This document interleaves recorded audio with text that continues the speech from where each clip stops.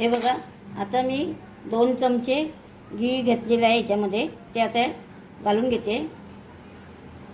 आणि हा दुधीचे मोदक करते मी. हे दुधी चांगले किसून घेतले आणि कवळा दुधी घेतलेला आहे आणि याचं पाणी गाळून घेतलेलं आहे. पाणी गाळून घेतलं. आता हे चांगलं आपण मिक्स करून घेणार आहोत, परतून. हे बघा, आपण चांगलं घीमध्ये परतून हा दुधी घेतलेला आहे. आता आपण याच्यामध्ये साखर घालतोय, जेवढा आपल्याला गोड पाहिजे तेवढा. हां, तर साखर घातली आणि दूध थोडं थोडं करून दूध घालणार आहे. दूध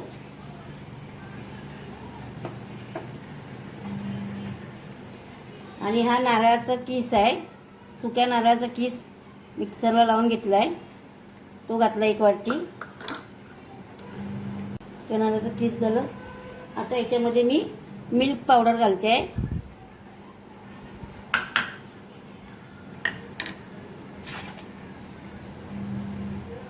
आणि वेलची पूड घालते.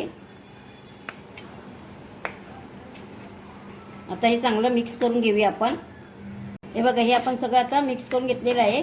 आता ह्याचं दूध आणि चांगला असा गोळा झाला की आपण त्याच्यामध्ये, हे बघा, आता मी याच्यामध्ये काजू बदाम टाकते सगळं ह्याच्यामध्ये. त्याचा पूड करून घेतलेली आहे मी.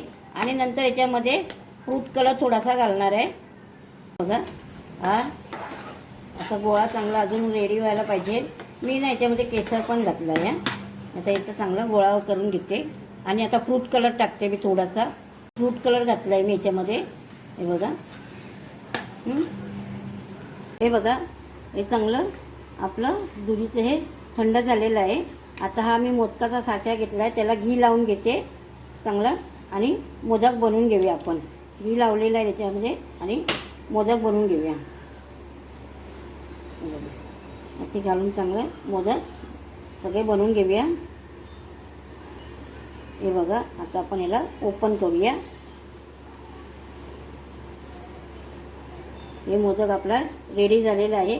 असेच आता मी सगळे मोदक बनवून घेते. आपले मोदक रेडी झालेले आहेत, गणपती स्पेशल.